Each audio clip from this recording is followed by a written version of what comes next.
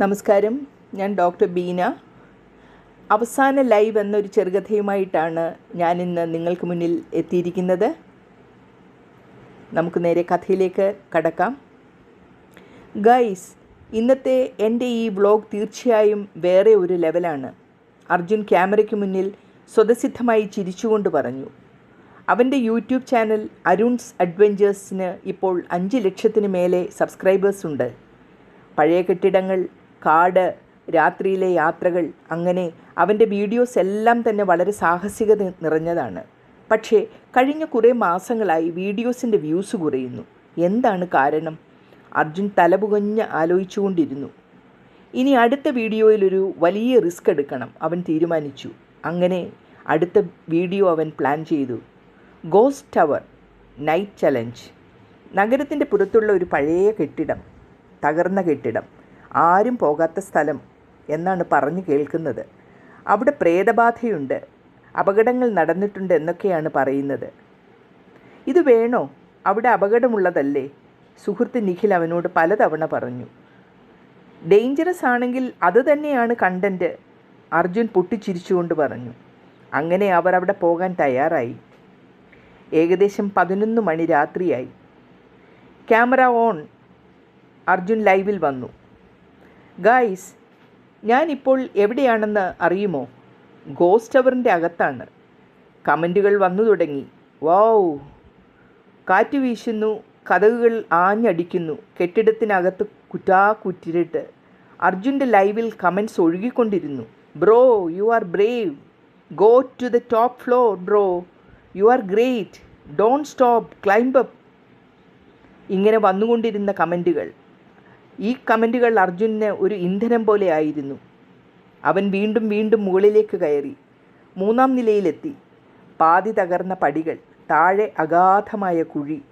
സഹായിക്കാൻ കൂടെയുള്ള സുഹൃത്ത് നിഖിൽ വീണ്ടും പറഞ്ഞു, അർജുൻ മതി, നമുക്കിറങ്ങാം. Just one more shot, Arjun നിഖിലിനോട് പറഞ്ഞു. അവൻ ക്യാമറ ഉയർത്തി ഒരു റിസ്കി എഡ്ജിലേക്ക് കയറി. Guys, this is the craziest shot ever എന്ന ആവേശത്തോട് അർജുൻ പറഞ്ഞു തീർക്കുന്നതിന് മുമ്പ് തന്നെ കാൽ വഴുതി അർജുൻ താഴേക്ക് പതിച്ചു. നിഖിൽ വാവിട്ട് അലറി വിളിച്ചു. ക്യാമറ കുലുങ്ങി. വലിയൊരു നിലവിളി അന്തരീക്ഷത്തിൽ അലയടിച്ചു. ലൈവ് കമൻറ്റ്സ് എല്ലാം ഒരൊറ്റ നിമിഷം കൊണ്ട് നിശബ്ദമായി. അടുത്ത ദിവസം രാവിലെ ചാനലുകളിൽ എല്ലാം ബ്രേക്കിംഗ് ന്യൂസ് വന്നുകൊണ്ടിരുന്നു.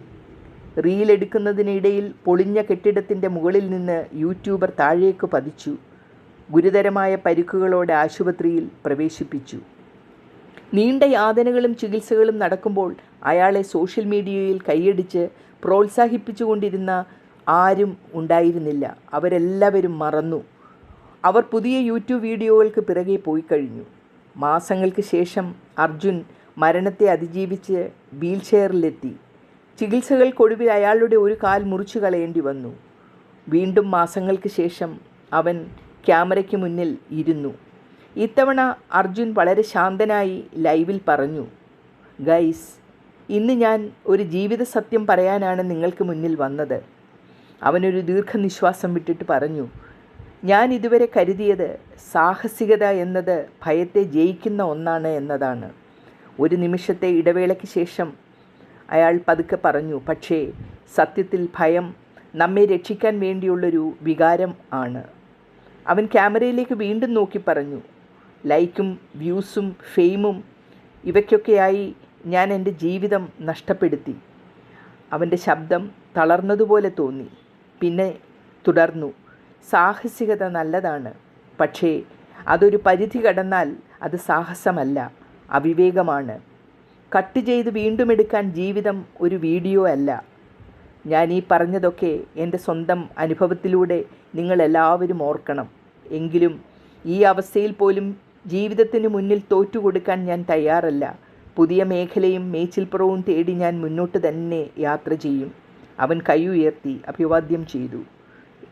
എന്നാൽ അർജുൻ്റെ ഉറച്ച വാക്കുകളിലൂടെയും സമ്മിശ്ര വികാരങ്ങളിലൂടെയും കൂടിയുള്ള ഈ ചെറിയ വീഡിയോ 20 മില്യൺ കഴിഞ്ഞ് ഇപ്പോഴും വിജയകരമായി മുന്നേറുന്നു. കഥ ഇഷ്ടപ്പെട്ടുവോ? ഇനി അടുത്തൊരു കഥയുമായി എത്തുന്നതുവരെ നന്ദി, നമസ്കാരം.